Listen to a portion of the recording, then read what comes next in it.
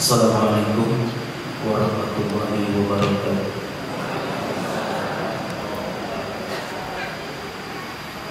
Bisa ditambah walaupun jawaban salahnya. Assalamualaikum warahmatullahi wabarakatuh.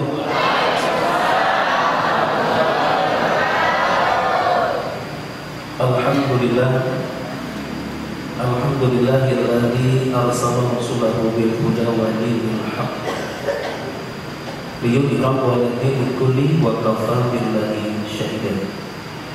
Asyhadu an la ilaha illallah wahdahu la syarika lahu wa asyhadu anna Muhammadan abduhu wa rasuluhu la nabiyya ba'dahu. Allahumma shalli 'ala Muhammad wa 'ala ali Muhammad kama shallaita 'ala Ibrahim wa 'ala ali Ibrahim fil 'alamin innaka Hamidum Majid. Ibu-ibu dan bapak-bapak jemaah Masjid Asy-Syarif, apa kabar semuanya? Yang bilang alhamdulillah cuma 8 orang, sisanya berarti banyak masalah. Apa kabar semuanya? Kalau saya berdiri nggak apa-apa, cuma 3 orang yang di rumah enggak. Baik, saya berdiri saja. Saya senang sekali pada pagi hari ini bisa silaturahim dengan ibu dan bapak sekalian. Tetapi di mana-mana kalau manusia ceramah biasanya didominasi oleh ibu-ibu. Sehingga kalau saya berdiri seperti ini agak sedikit grogi, agak deg-degan kalau banyak ibu seperti ini. Tetapi satu sisi kalau jemaah banyak ibu-ibu seperti ini, biasanya mohon maaf ya bapak-bapak, ibu-ibu itu biasanya rajin mencatat dan disampaikan kembali kepada suami dan anak-anak. Jadi kalau hari ini yang datang ada sekitar 5.000 orang, maka disampaikan kepada keluarga dan anaknya rata-rata 7 orang, itu pengaruhnya multi action, sangat luar biasa. Biasanya kalau bapak-bapak ditanya, tadi ceramah materinya apa? Gitu ya. Itu umumnya seperti itu, Pak. Baik. Yang kedua, saya mohon maaf kepada pengurus Masjid Asy-Syarif dan juga jemaah. Kami sudah menyiapkan materi di dalam PowerPoint, dalam slide. Tetapi karena tadi tergesa-gesa, kami datang dari Bintaro Duren Sawit menuju Bintaro BSD. Bedanya A dengan O. Rupanya laptopnya tidak terbawa. Tapi mudah-mudahan interaktif seperti ini bisa dinikmati. Yang jelas ada inti yang bisa dibawa menjadi oleh-oleh buat kami sekalian. Setuju? Baik, kita buka dengan baca basmalah bersama-sama. Di dalam setiap pelatihan, karena tadi disebutkan saya sebagai salah satu trainer dan juga sebagai CEO di PT Sapu Taman Indonesia. Oh iya, saya lupa belum memperkenalkan diri ya. Ya. Nama saya Cacan Somantri Agis. Mau panggil Cacan Mangga, mau panggil Somantri Boten Huponopo, mau panggil Agis dan naon-naon. Agis pun masih singkatan.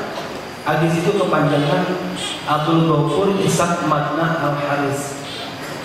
Jadi kalau pakai flat kepanjangan ditulis di sini. Yang biasa panggil adalah Cacan. Hari ini alhamdulillah mudah-mudahan suara saya masih bisa didengar dengan baik. Kami baru pulang dari Batam, dari Belitung. 3 hari di sana memberikan pelatihan dengan Pertamina. Besok hari Rabu dengan asuransi Binagia.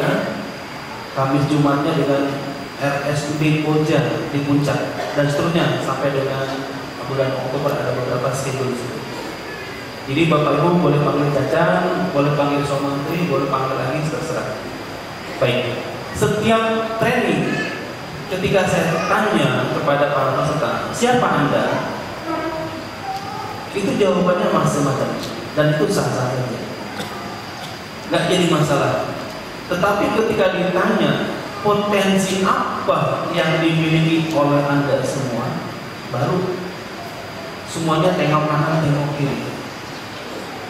Bagaimana mungkin kita bisa mengembangkan potensi kalau basicnya saja potensi atau talenta yang dimiliki oleh Anda tidak tahu, nggak mungkin.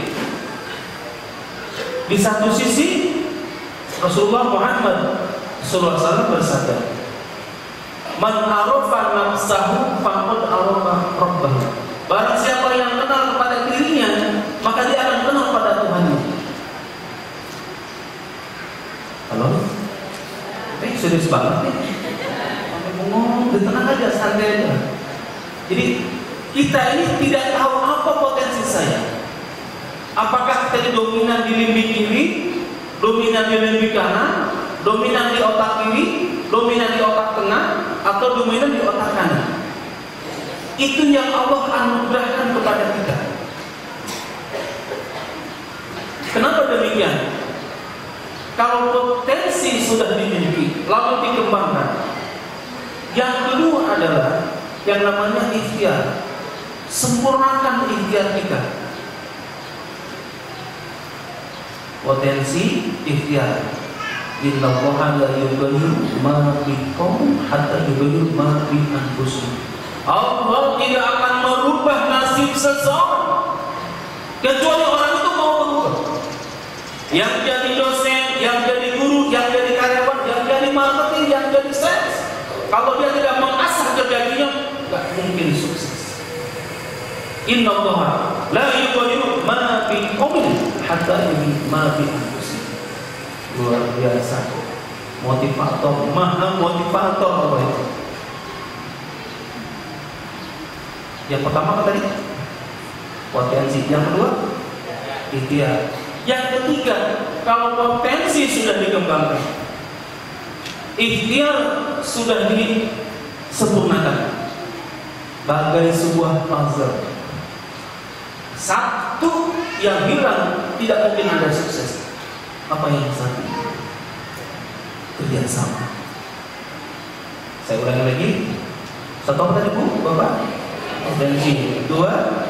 Iya. Tiga? Kerjasama. Itulah tiga pilar yang semestinya dimiliki oleh kita. Tetapi sebelumnya di tengah-tengahnya kita harus melihat bahwa kita pun sebenarnya sudah dimuliakan oleh Allah. Deal? Setuju? Kayaknya belum sepakat. Quran surat 17 ayat 70. Insan mulia. Makanya setiap materi yang diberikan oleh kami di Sapu Tama ini adalah yang pertama, apapun agamanya, itu adalah back to I am, kembali ke insan mulia.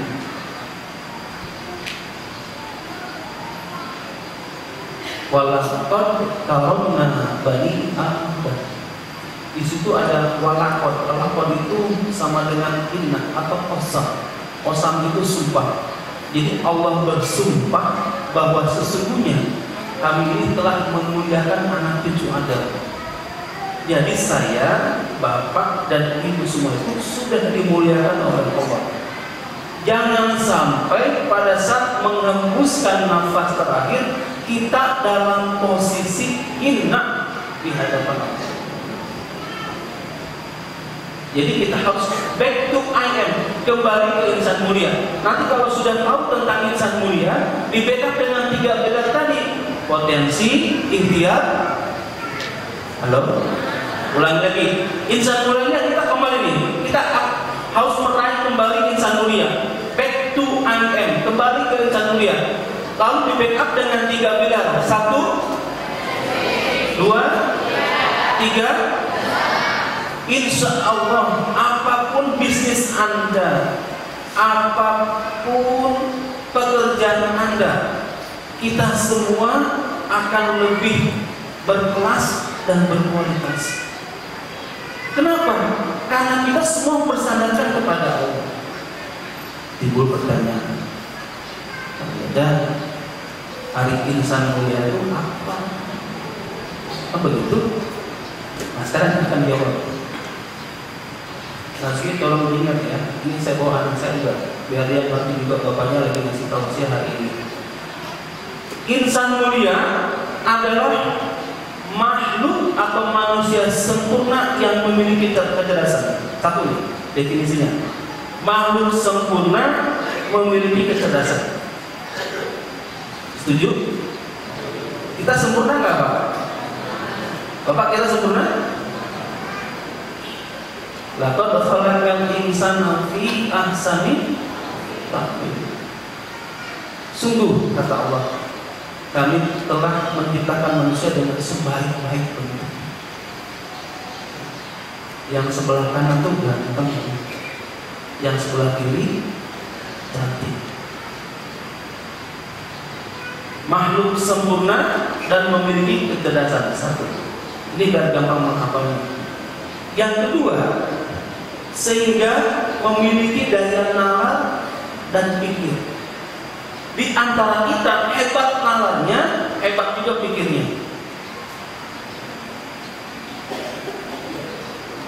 Yang ketiga, kita ini kreatif dan inovatif.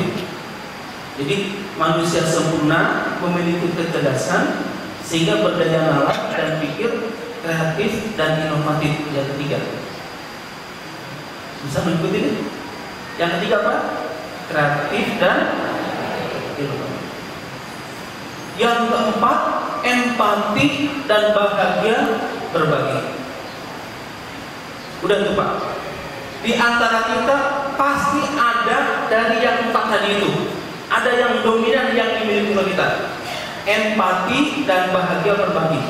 Yang pertama yang kedua tadi punya nalar dan punya pikir, kreatif dan inovatif. Terus yang ketiga apa tadi? Empati dan bahagia berbagi. Apa empati? Empati itu merasakan apa yang orang rasakan saat itu. Ketika dia musibah, dia sedih, kita pun ikut sedih. Itu namanya empati. Beberapa tahun yang lalu, teman saya dari Bandung ke Jakarta. Dulu belum ada tol, masih lewat puncak. Bisnya terguling di puncak. Dia tertindis Pak. Tertindis tangannya itu tertindis oleh pecahan kaca. Opsinya cuma dua.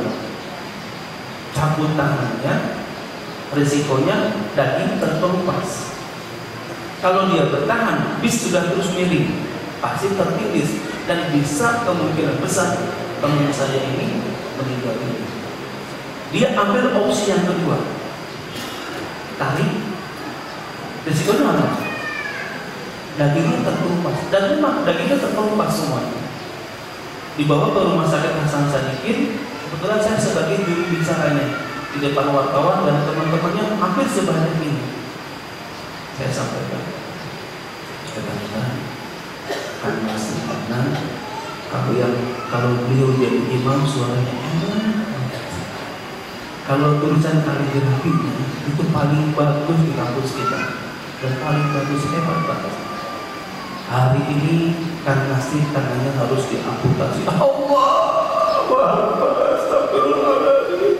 Bang Nasir, semua bertemu nangis, tidak ada yang nangis, semuanya nangis. Kenapa? Tahu persis siapa nasihatnya. Bergumur besar, turun, akhirnya reda. Ini yang musuh.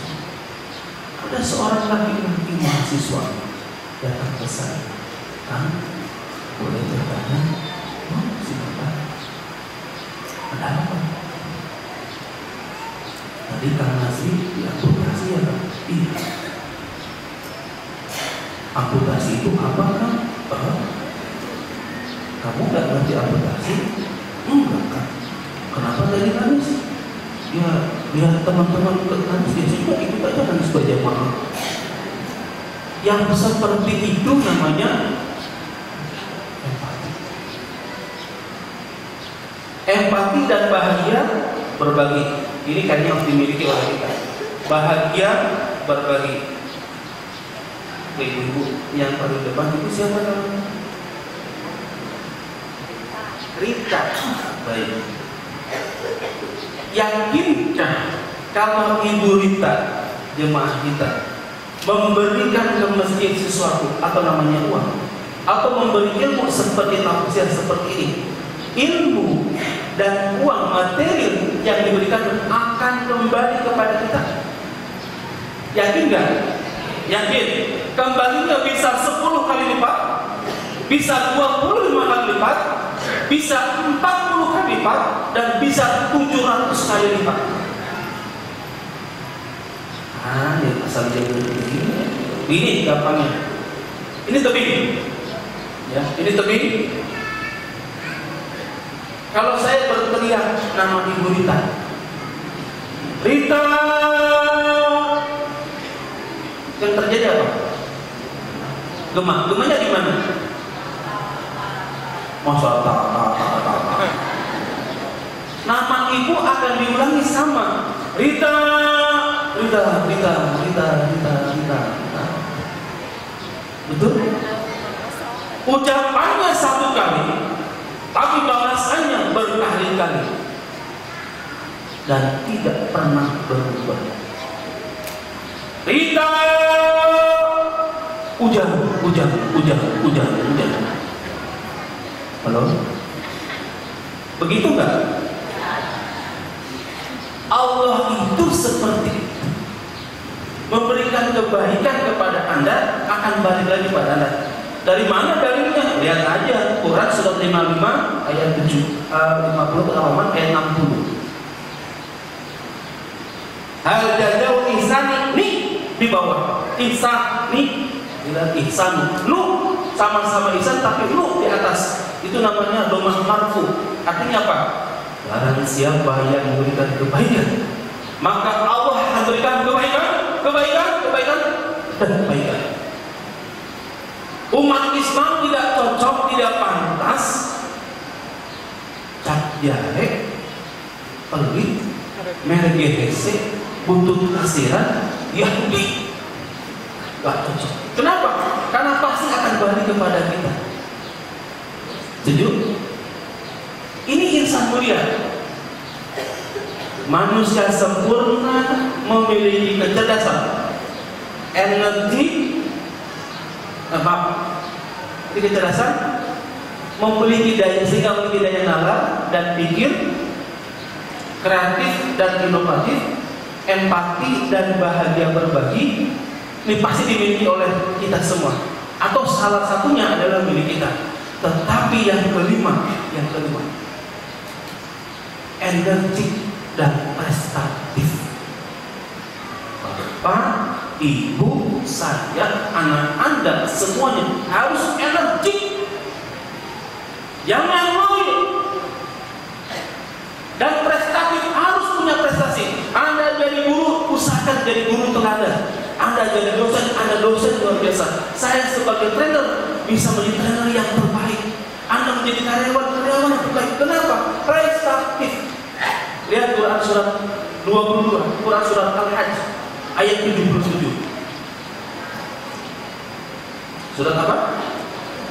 Al-Hajj surat 22 ayat 77. Ya ayyuhalladzina amanu warka'u wasjudu wa'budu rabbakum wallahu khairun la'allakum tuflihun. Subhanallah. Saya kadang-kadang kalau mencuplik ayat ini memberikan motivasi kepada orang muslim, seperti saya membagi ilmu. Kenapa? Ada satu perusahaan, saya nggak usah nyebutin namanya, di training 3 hari, targetnya 7 triliun. Di training 3 hari, tercapai 11,4 triliun. Ada perusahaan asuransi, di training 2 hari, supervisornya hanya 24 juta per bulan. Sekarang rata-rata bermain di angka 300 juta. Dalilnya ini.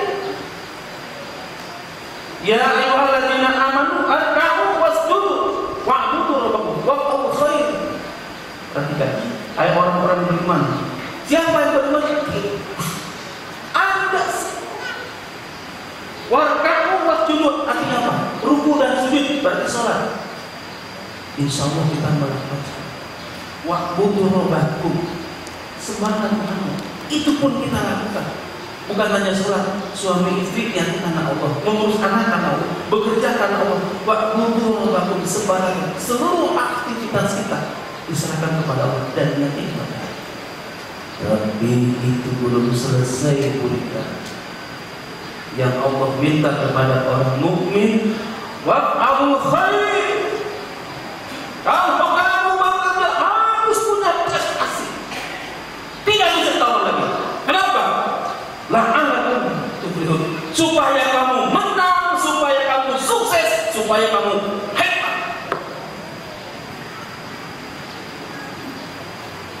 Halo? Ibu tahu ayat tidak? Jawab dong. Nah gitu, belum tanya udah bilang tahu.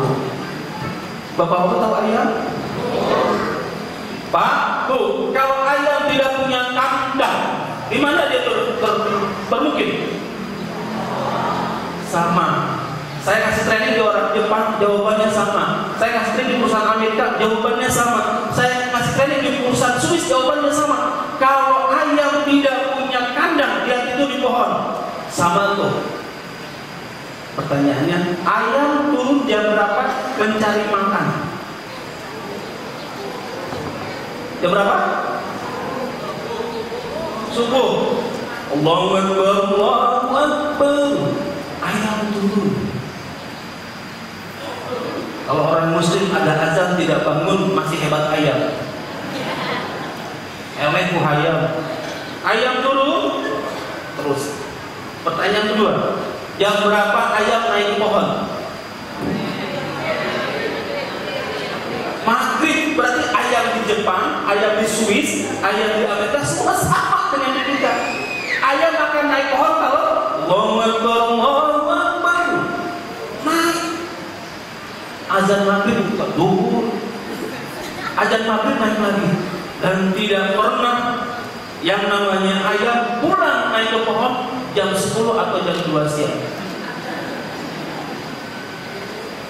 Kalau dia pulang jam 10 atau jam 2 siang, pasti bakal ditanya oleh ayam-ayam yang lain. Kenapa mana yang naik kalbur yang kira? Aduh, asam urat, tensi, kolesterol. Ayam meskipun punya penyakit mau mati tetap turun. Azan subuh naik azan. Allah memberikan ilustrasi dengan ayat. Begitu hebatnya Allah, begitu sayangnya Allah kepada kita. Ayat. Dan Allah bikin ilustrasi dengan kucing. Tahu kucing? Kucing pagi-pagi tidur, siang hari, sore hari, malam hari. Kalau ada jemaah sedang pengajian tidur, itu sama dengan kucing. Baik jemaah kucing sekalian, itu ilustrasi semua. Manusia sempurna, memiliki kecerdasan, sehingga mempunyai nalar dan pikir. Kedua, kreatif dan inovatif, empati dan bahagia berbagi. 5, energi dan prestasi. Yang ke-6, dia mampu menyesuaikan dengan zaman dan lingkungan. Itulah insan mulia, mampu menyesuaikan dengan zaman dan lingkungan. Dan yang ke-7, yang terakhir, ketika dia berbuat salah atau dosa, secepatnya kembali ke jalan yang benar. Itulah insan mulia, kembali ke jalan yang benar. Dan kita yakin bahwa setiap manusia pasti punya dosa. Betul? Wasari'u ila maghfiratin min rabbikum wa jannatin arduha as-samawati wal ardh uiddat lil muttaqin. Kalau lihat dan baca Al-Quran surat 3 ayat 133 ini, seolah mengatakan kepada kita, wahai hambaku, ayo sini, kamu banyak dosa, kamu banyak salah, kamu banyak hilang. Ayo segera kamu untuk minta ampun kepadaku, dan aku janji aku akan berikan surga. Luas surga itu seluas langit dan bumi.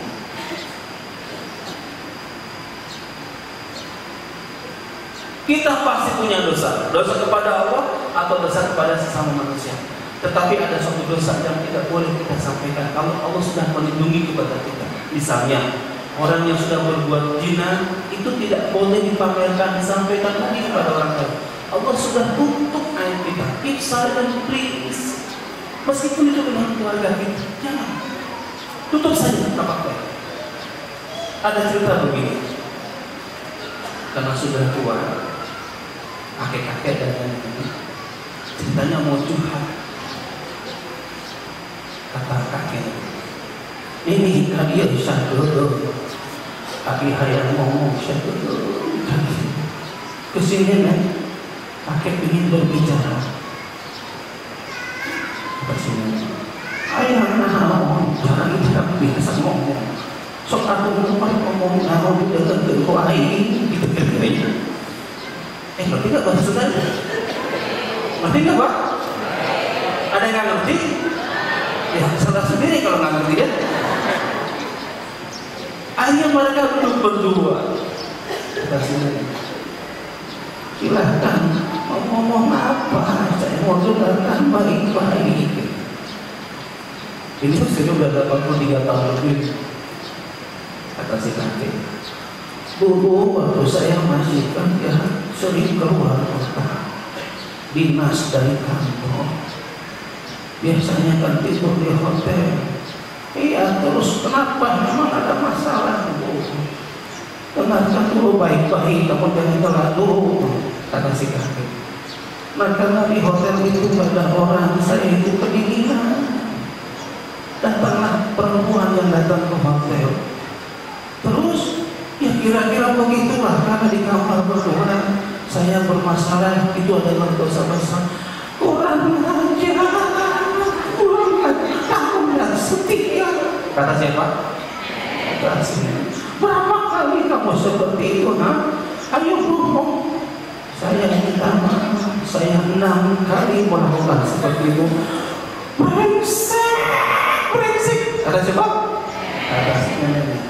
Ya makanya saya minta maaf, karena kita sudah tua. Sebelum saya mati, saya minta maaf kepada kamu. Karena agak sesak. Sudah ngomongnya kamu? Ya sudah, saya minta maaf ya. Kalau gitu saya juga mau ngomong. Gak ketawa. Ini pengalaman kayaknya ya. Ngomong apa? Kata saya. Ya waktu kamu keluar kota yang berbulan-bulan seperti itu, saya juga sama kesepian. Terus kata saya, ya begitu kan kesepian, ada tukang minyak tanah, ada tukang kerupuk. Saya suruh masuk ke rumah, kamu perempuan brengsek. Berapa kali kamu? Saya melakukan jujur, kata saya. Lihat saja di bawah tempat tidur ada jantung di situ. Hitung sama kamu ada berapa jantungnya. Jalan si kakek itu.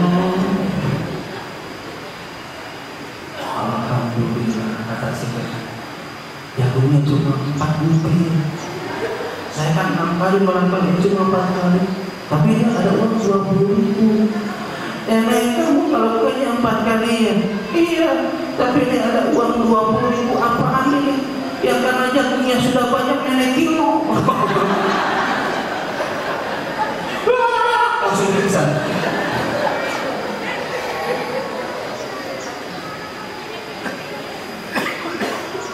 Saya, Anda, nenek dan kakek tadi itu berdosa. Yang seperti itu nggak usah disampaikan lagi. Kenapa? Karena aibnya sudah Allah lindungi dia.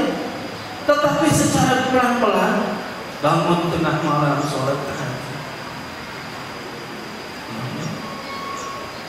semua telah banyak dosa dan kehilangan. Banyak manusia yang telah tercukupi. Tetapi kami rindu, saya rindu dengan ampunan-Mu ya Allah. Apabila Engkau tidak mengampuni, apabila Engkau tidak menyelamatkan, siapa lagi yang akan mengampuni dosa dan kehidupan saya? Ampuni saya ya Allah. Rabbana daulatna anfusana wa illam taghfir lana wa tarhamna lanakunanna minal khasirin. Nangis kata Allah. Wa ma yaghfiru dzunuba illallah. Dan siapa lagi yang akan mengampuni dosa kalian semua kecuali Aku, kata Allah. Jangan menyesal, jangan putus asa. Ketika dosa sudah banyak, bagaikan buih di lautan, Allah masih membentangkan tangan. Wasari'u ila maghfiratin min rabbikum wa jannatin arduha samawati wal ardi. Itu insan mulia. Kenapa?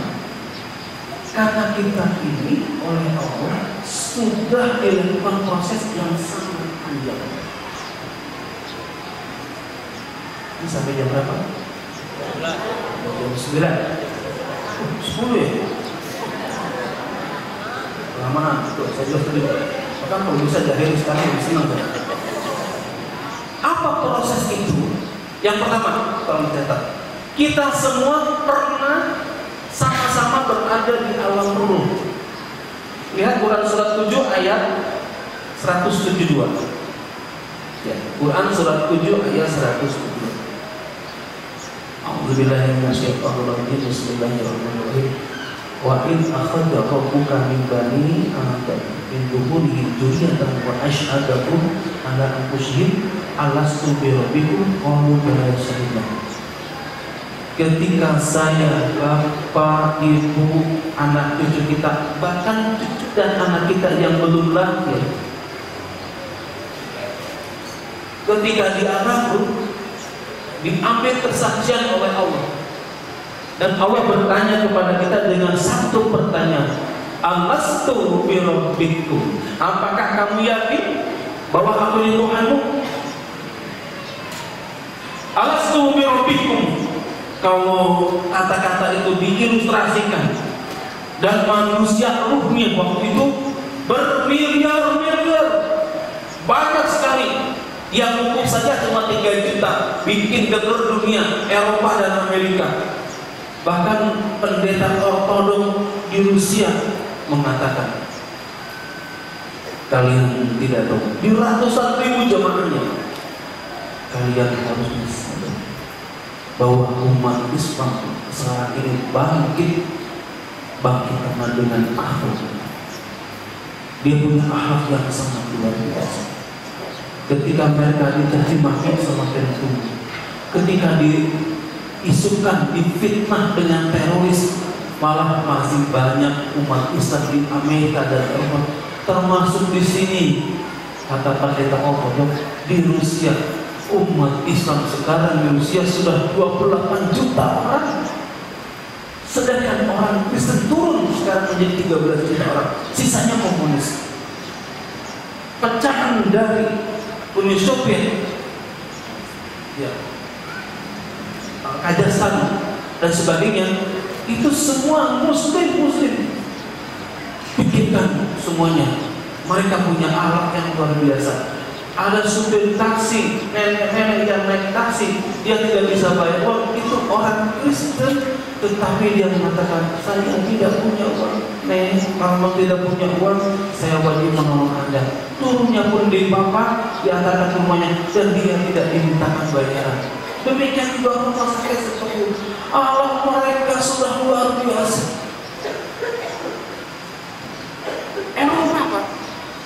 Amerika sudah seperti itu, sehingga orang masuk Islam itu kenapa? Karena aku muslim, tidak dengan keras.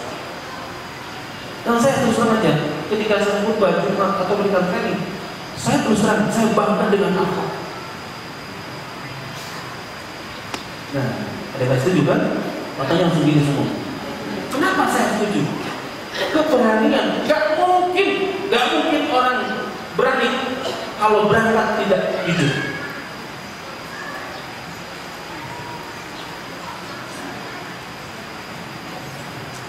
Apa? Orang muslim kita banyak juga yang jujur, tapi tidak tegas. Betul kan? Tidak berani. Beliau berhadapan dengan preman berani. Meskipun saya kurang setuju dengan karakter beliau yang temperamen juga seperti itu. Mungkin orang ingin singa aja dia. Tetapi satu sisi, saya menduplikasi bagaimana sifat kalau orang sudah jujur pasti bakal dipercaya. Jujur dan dipercaya, pasti orang ini akan bertambah kecerdasannya. Jujur, dipercaya, cerdas ketika dia tampil menjadi role model, naik jabatannya, naik pangkatannya, naik gajinya, itu namanya role model. Itu pasti tidak akan ada protes. Orangnya jujur, orangnya dipercaya, orangnya pintar, pasti nggak akan ada protes. Kalau dia muslim, ini rasa kita ya. Inna sakum yang diri, wa inna yang jujur mengatakan kepada kebaikan dan kebaikan mengatakan kesulitan. Umat Islam tak punya yang seperti ini Pak yang harus kita tanamkan.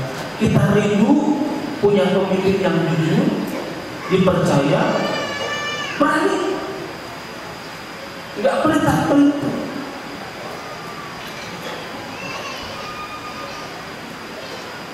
Nah, ketika di dalam Quran surat 7 ayat 170, kalau kita meyakini Quran surat ini, kita yakin bahwa jawaban kita adalah mencerminkan ketauhidan kita kepada Allah. Bagaimana tidak? Alastu birabbikum. Apakah kamu yakin bahwa aku Tuhan? Kita semua memberikan jawaban yang sama. Kalau itu plural, bentuk jamak. Kalau mereka menjawab, bala benar, syahidna, dan kami menjadi saksi. Artinya makhluk yang namanya manusia di alam dunia tidak ada yang non-muslim, semuanya muslim. Lo kenapa lupa? Lihat, setelah dari alam ruh masuk ke alam rahim dulu dong, masa langsung wawancara, langsung lahir? Enggak kan? Dari alam ruh ditiupkan, summa sawahu wa nafakha fihi min ruhihi wa ja'alakum sam'an wal absar wal afidah qalilan ma tashkurun. Kemudian kata Allah, Quran surat 32 ayat 9, As-Sajdah. Kemudian kata Allah, setelah aku sempurnakan kejadiannya, laki-laki ada sperma, perempuan ada ovum, laki-laki ada sperma, perempuan ada ovum, sel telur, terjadi pembuahan namanya sikot. Bersatu sebulan, 2 bulan, sampai 9 bulan 10 hari itu terjadi dari proses di sini. Tetapi ketika ditiup ruhnya, Bu, Ibu ketika ruhnya ditiup, terasa nggak? Waktu Allah menyuruh kepada perut Ibu, terasa nggak? Nah, ada terasa? Kalau yang terasa itu salah, yang betul itu enggak. Kalau itu terasa, itu bukan ruh yang ditiupkan, itu bapaknya lagi datang. Summa sawahu wa nafakha fihi min ruhi wa ja'alakum sam'an wal absar wal afidah qalilan ma tashkurun. Setelah ruhnya ditiupkan 4 bulan umur rahim, janin kita itu rahim 4 bulan ditiupkan. Lalu Allah berinvestasi, bukan hadis kata saya. Allah berikan modal kepada kita. Dijadikanlah oleh Allah pendengaran, penglihatan dan buku. Tapi Allah mindir kepada kita. Qalilan ma tashkurun. Tetapi kamu sedikit sekali bersyukur. 9 bulan 10 hari kita sama-sama di alam rahim, langsung kita keluar. Quran surat 16 ayat 78. Wa Allahu akhrajakum min butuni ummahatikum la ta'lamuna syai'an wa ja'alakum sam'an wal absara wal afidah la'allakum tashkurun. Artinya kurang lebih seperti ini. Dan akulah Allah yang mengeluarkan kalian semua dari perut ibumu. La ta'lamuna syai'an. Kamu tidak bisa apa-apa.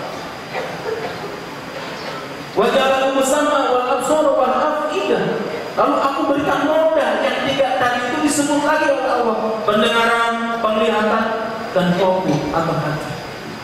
La'allakum tashkurun, agar kamu semua tahu diri bersyukur kepada Allah. Mana juga? Kita masuk alam dulu. Alam dunia. Mana alam dunia? Halo? Kapan alam dunia? Saat ini. Suka tidak suka, kita akan masuk ke alam kubur. Ma tasbiqu min ummatin ajalaha wa ma yastakhir. Quran surat 15 ayat 5. Kullu nafsin za'iqatul. Masuklah kita ke alam kubur. Berapa lama di sana? Tidak tahu. Berapa hari? Tidak tahu. Bagi orang beriman dan punya amal soleh, di alam kuburnya dia sudah sukses. Dia bagikan orang yang tidur nyenyak. Masya Allah, nikmat banget. Padahal tetangga sebelahnya dan teror mendapat siksa kubur.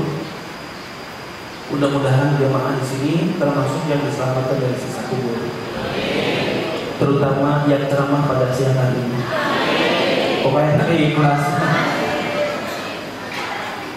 Jangan dikira azab kubur itu ringan, berat sekali.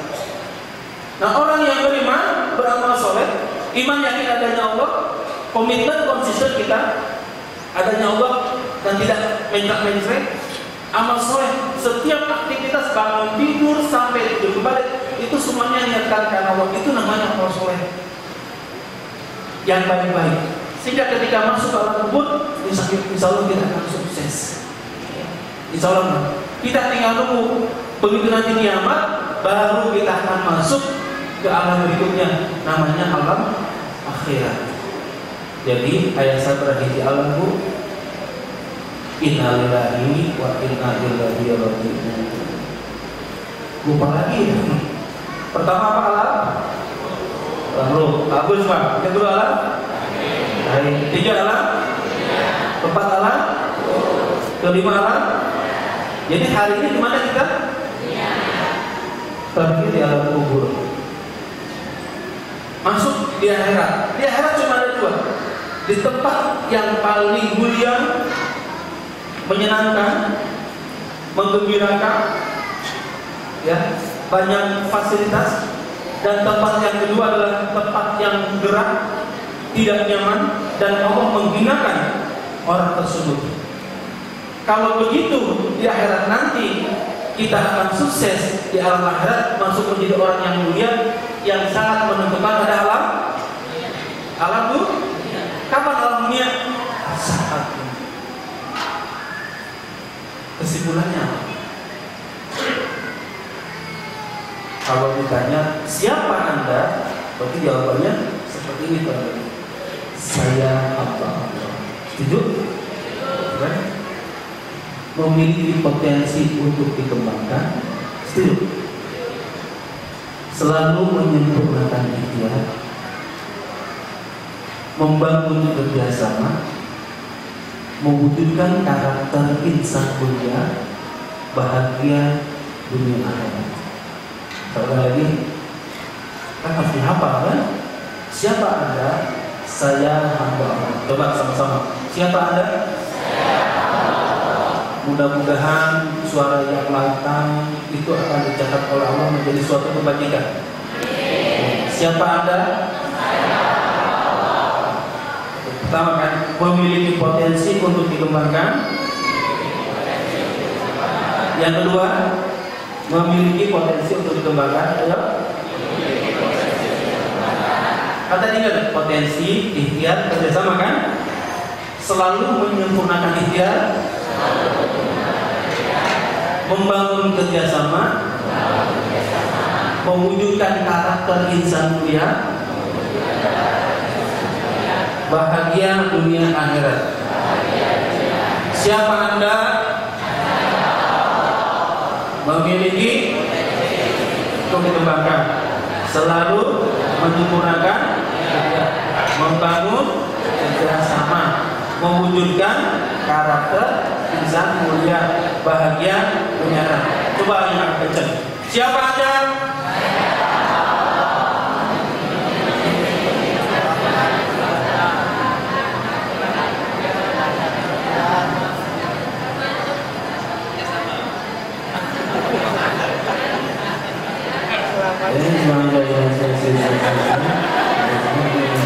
Dunia akhirat. Pamit orang sesama mahal menyimpan. Saya hamba Allah. Ada yang mau mengingkari? Saya bukan hamba Allah. Mending aja aku. Saya hamba Allah. Entar. Memiliki potensi untuk dikembangkan. Saya punya potensi. Sebaiknya potensi adalah dikembangkan. Memiliki potensi untuk dikembangkan. Yang ketiga apa? Selalu menyempurnakan ikhtiar. Ikhtiarnya jadi guru, jadi dosen, jadi trainer, jadi karyawan, jadi abri, jadi TNI, selalu menyempurnakan ikhtiar. Ya. Membangun kerja sama. Terus mewujudkan karakter insan mulia. Apa karakter insan mulia? Satu saja. Jujur. Saya akan biar memantapkan. Moses and Foster dalam bukunya The Leadership of Challenge menyebutkan bahwa CEO Chief Executive Officer di seluruh dunia disurvei sama dia di 5 benua. Ada 75.000 direktur utama, CEO 75.000 disurvei sama beliau. Moses and Foster disurvei.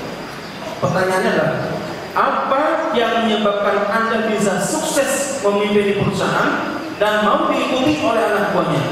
Jawaban pertanyaan itu adalah dari 75.000 semua sepakat yang pertama CEO harus jujur. Yang kedua punya visi. Yang ketiga punya kompetensi. Dan yang keempat bisa memotivasi atau memberi semangat anak buah. Yang pertama jujur. Islam sudah mengajarkan itu. Sifat karakter para nabi itu ada 4: sidik, amanah, fatonah, tabligh. Nabi juga harus jujur. Ternyata CEO di dunia 75.000 dan yang di riset, yang diteliti itu menyedihkan sekali. Malaysia ada diwakili, Singapura ada. Orang Indonesia nggak ada yang diteliti. Mungkin nggak perlu diteliti kayaknya. Dari 75.000 itu nggak ada orang Indonesia. Jujur, lihat Quran surat 9 ayat 113 kalau nggak salah. Surat At-Taubah. Ya ayyuhalladzina amanu ittaqullaha wa kunu ma'as-shodiqin. Wahai orang-orang yang beriman, bertakwalah kamu kepada Allah. Hendaknya kalian selalu bersama dengan orang-orang yang jujur. Ayo. Konten emosi sekarang Pak, tapi jujur sudah dari dulu. Ini yang saya katakan, membangun karakter insan mulia atau mewujudkan karakter insan mulia adalah satu saja, jujur.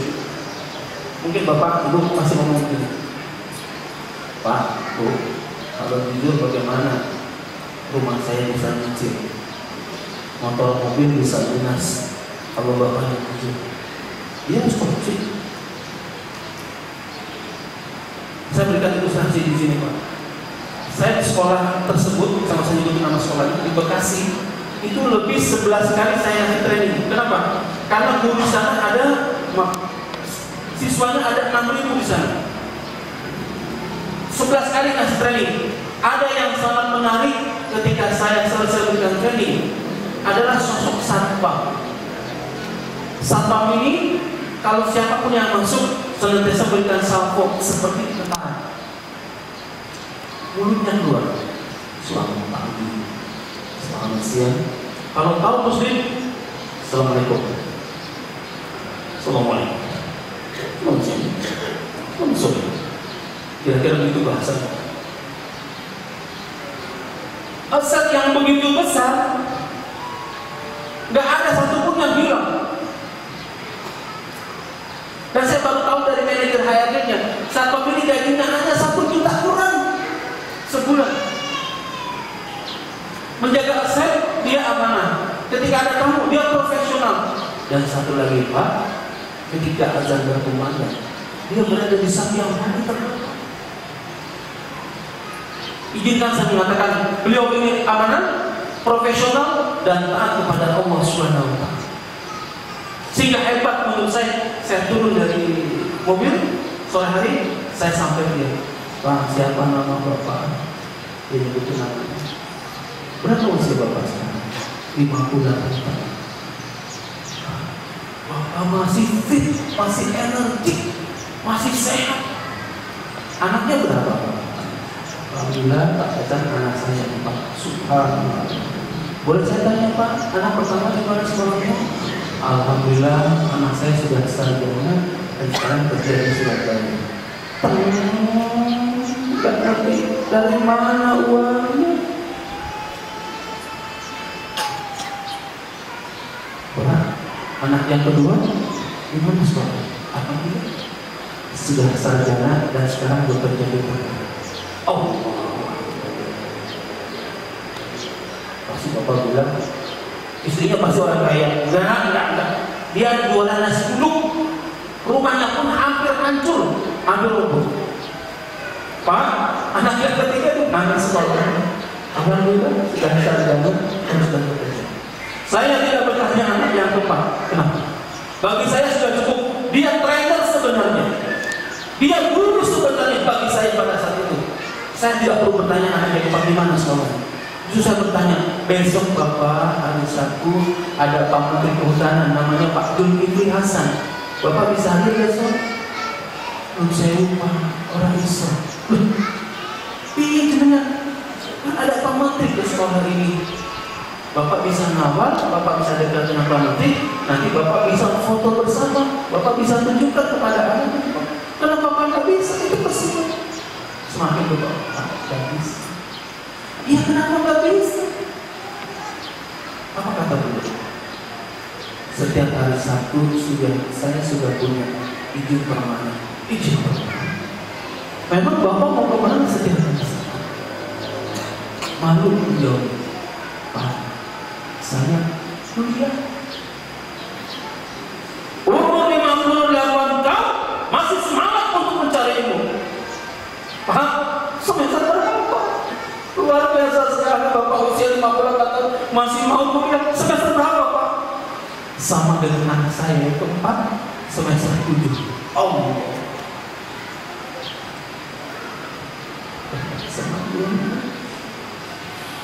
Sangat hebat. Saya punya anak 3 tahun. Anak pertama Bapak sudah sarjana. Anak yang kedua sudah sarjana. Anak yang ketiga sudah sarjana. Dan anak yang keempat insya Allah akan sama-sama dengan Bapak menjadi saya. Pak, lihat-lihat dia malah tunjuk ke atas. Allah yang kasih rezeki. Pak, kalau itu saya juga tahu. Tahu bahkan dalilnya pun saya tahu. Bapak tidak batin firman. Bila aku disebut binatang yang melata saja. Allah berikan rezeki. Saya tahu Pak yang berkata kepada saya. Inilah jawabannya. Pak, setiap ada kesempatan saya bertemu dengan anak-anak, saya briefing anak saya semua. Nah, ini rumah Bapak hampir kumpul seperti Bapak nggak punya saya, Bapak nggak punya apa-apa, Bapak nggak punya apa-apa. Tetapi saya inginkan kalian semua yang baik.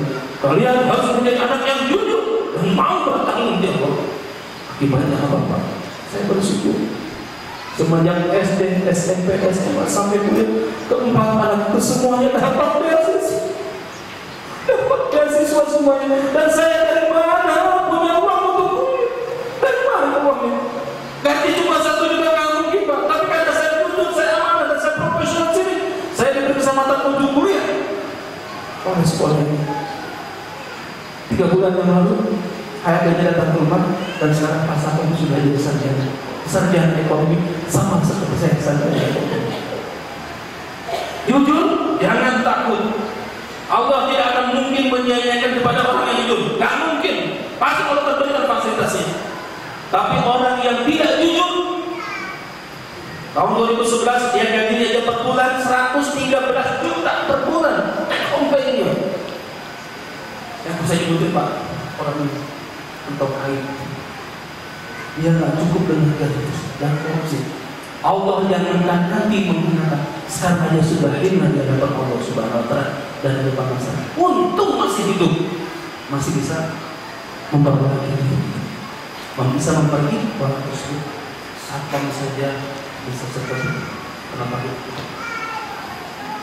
Subhanallah wa bihamdika, asyhadu an la ilaha illa anta, astaghfiruka wa atubu ilaik. Silakan kalau ada pertanyaan.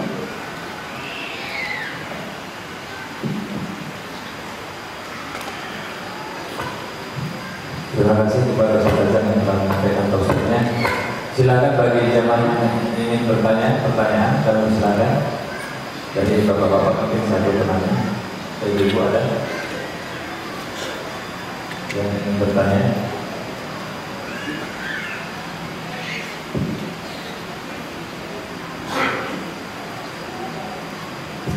Assalamualaikum warahmatullahi wabarakatuh. Pertanyaan saya, tadi dalam materi kan ada yang namanya kerjasama. Bagaimana jika seseorang tersebut ada yang punya potensinya itu memang seperti peneliti, kemudian seperti introvert gitu, maksudnya misalnya itu untuk sendiri gitu, untuk kerjasama itu bukan karena dia tidak ini, tapi memang pekerjaannya itu memang membutuhkan ketekunan, penelitian dan kesendirian. Bagaimana apakah yang tersebut itu bisa maju dan bentuk kerjasamanya itu seperti apa? Kalau misalkan punya sifat seperti itu, atau pekerjaannya memang membutuhkan seperti itu. Kemudian kiat-kiat Bapak agar kiat-kiat dari Bapak bagaimana kita menjalin kerjasama dalam hal untuk memajukan usaha. Jika misalkan ada rasa minder atau rasa kurang percaya diri dari orang yang akan melakukan kerjasama tersebut. Demikian, terima kasih. Oke, yang dari Bapak satu, datang dulu. Assalamualaikum warahmatullahi wabarakatuh. Tadi kan kata Bapak katanya kita itu harus menggali potensi. Nah itu orang yang sukses biasanya punya kelebihan yang tidak dimiliki oleh orang lain. Nah terus di antara kita itu banyak orang yang setelah memikirkan potensi saya apa gitu ya, itu kadang-kadang tidak menemukan potensi yang membuat kita jadi orang yang sukses gitu. Nah, apakah potensi itu udah ada dalam diri kita, apakah kita yang harus mencarinya dan kita yang harus membuat potensi itu? Terima kasih. Assalamualaikum warahmatullahi wabarakatuh. Assalamualaikum Ustaz. Di makalah yang Pak Ustaz bawakan itu Allah selalu menyebutkan pendengaran, penglihatan dan hati. Apakah dalam hal ini atau tidak selalu tidak ikut sertakan apa yang saya inginkan? Terima kasih. Silakan Ustaz jawab.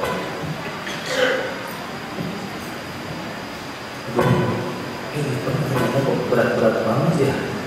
Pokoknya ringan-ringan saja ya. Ini kan dari Ahad. Baik, yang pertama Ibu, sama dengan pertanyaan yang kedua sepertinya. Sebaiknya orang itu diketahui, dites dulu potensinya. Apakah dia dominan di mimpi kiri, mimpi kanan, otak kiri, otak kanan, atau otak tengah? Kalau sudah tahu potensinya, karena semua orang pasti punya potensi itu. Nah, tadi Ibu katakan, dia misalnya terulang. Kalau orang seperti itu biasanya adalah orang thinking, ya. Karena dia tuh membutuhkan analisa, terus juga orangnya objektif, orangnya adil. Kaitannya dengan introvert sebenarnya itu kalau pemahaman orang psikolog, introvert kan orangnya menyendiri gitu kan, tidak terbuka, tidak open mind gitu kan. Tapi kalau pengertian dalam ilmu ini yang satu lagi, introvert di sini adalah untuk mentreatmentnya. Kalau dia introvert itu sebenarnya hebatnya itu adalah ditantang, ya, ditantang bukan difasilitasi. Kalau yang introvert itu difasilitasi. Yang kedua, kalau orang yang namanya introvert itu lebih suka diancam. Orang sekolah pasti gak akan menerima kalau orang itu diancam. Tetapi kami sudah mempraktekkan di rumah saya sendiri, ketika anak saya ujungnya ada introvert, itu adalah diancam atau ditakut-takutin sendiri. Nah, kamu nggak boleh main tab sebelum PR-nya selesai. Apa itu? Anak pasti protes, tapi otaknya bisa terima. Si introvertnya itu kan introvert adanya di lapisan otak yang warnanya abu-abu. Kalau yang extrovert warnanya putih. Maaf, balik yang putih itu introvert, yang extrovert itu yang warnanya abu-abu. Anak saya introvert, sekarang lagi kuliah semester akhir ya, semester 7 berarti. Ujungnya extrovert. Fasilitasnya di pasirnya. Kamu tahu motornya, ini laptopnya, ini kamera, dan memang dia ada teknologi seperti itu. Udah, alhamdulillah IPK-nya pernah 3,4 tadi terus. Saya mau bilang, ya, IPK-nya enggak. Terserah dia. Ternyata ibu ini benar. Ya, introvert, extrovert bukan pemahamannya psikologi. Nah, jadi kalau sudah tahu mesin kecerdasannya, baru kita menerimanya lebih enak. Bagaimana membangun kebersamaan dengan orang yang seperti itu sebenarnya bisa. Orang yang introvert itu adalah misalnya dia memberikan data pada saat membutuhkan. Misalnya tanggal sekian jam sekian data sudah ada. Lebih bagus kalau dia memberikan, nggak diminta gitu loh. Ya, ini datanya. Karena kalau orang thinking biasanya agak hemat senyum, susah banget, gitu kan. Beda dengan orang jogging atau orang sendiri. Itu kadang-kadang kalau orang judi suka senyum sendiri juga. Nah, dikasih aja datanya. Sebelum diminta, itu orang merasa dihargai dan itu kebersamaan sudah terbangun di situ. Yang kedua, bagaimana caranya meningkatkan kerjasama di perusahaan gitu kan? Saya tidak usah menyebutkan perusahaannya, mungkin tahun 2006, 2007 itu perusahaan itu anjlok. Kenapa? 1.200 karyawan di pabrik. Itu hampir semua korupsi. Membawa pulang ke rumah, diselipkan, mencuri lah gitu kan. Kami datang, saya training marketingnya dulu, terus baru dinas dalamnya. Dilakukan pembinaan. Setelah berkala, akhirnya saya bersyukur sekali sekarang ini perusahaan ini sudah maju bahkan dasar. Dan sekarang kalau di TV sudah ada tulisan kosmetik baik titik-titik, maksudnya itu perusahaan kosmetik ya, kosmetik titik-titik baik, kosmetik baik. Saya senang sekali karena pembinanya hampir 7 bulan, 2 bulan sekarang kamu akan berjuang ke situ. Tapi partnernya cuma satu kali. Bagaimana cara membangunnya itu salah satu yang rekomendasi yang kami berikan adalah bangun kebersamaan di kantor itu. Bagaimana caranya? Ada pengajian kayak begini, karena muslim, bagus. Atau setiap hari Jumat itu perusahaan mengeluarkan bubur kacang hijau dan ketan hitam, ya. Apa sebulan sekali atau seminggu sekali, tapi dimakan berbarengan, tidak boleh dibawa ke ruangan kerja komisarisnya di sini. Ternyata perusahaan kosmetik tadi itu yang saya tanya itu dia merespon bukan bubur kacang hijau. McDonald, KFC, terus rumah makan sederhana, itu traktir semua ya. Itu asalnya karyawan itu memakali, sekarang berubah. Insan mulia, ya begitu. Bapak, kalau potensinya sudah diketahui, itu pasti semua punya prestasi. Saya balik bertanya kepada Bapak. Mana yang paling hebat di antara 5 anak ini yang usianya semua 12 tahun?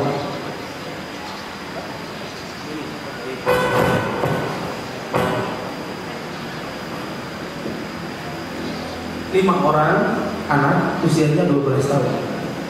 Anak yang pertama hafal Al-Quran 30 juz. Anak pertama suka sama 12 tahun, hafal Al-Quran 30 juz. Anak yang kedua bintang pelajar di Tangerang, di kota Tangerang, bintang pelajar, berarti paling pintar. Anak yang ketiga nih, dia penulis buku bestseller. Anak yang keempat menjadi pemimpin organisasi PMR terhebat se-Indonesia. Anak yang kelima hebat di dalam tampil kalau berpidato, dan itu tingkat dunia. Mana yang paling bagus? Mana yang paling bagus? Nah, mereka semua hebat berbasis mesin kecerdasan masing-masing. Orang tua itu kadang-kadang suka memaksakan. Mohon maaf ibu ya, kalau anaknya tidak masuk IPA, itu tuh kayak kepanasan gitu loh. Gimana bapakmu IPA, emakmu IPA, kamu juga IPA, masa kamu IPS? Loh? Ada apa dengan IPS? Ada apa dengan bahasa?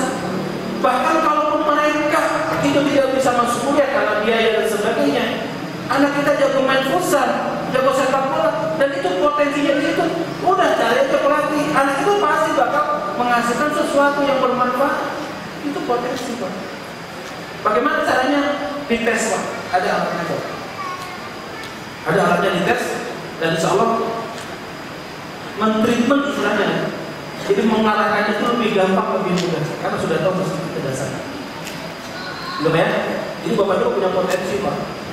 Ya. Yang tidak ada dan tidak boleh adalah potensi koruptor. Itu nggak boleh.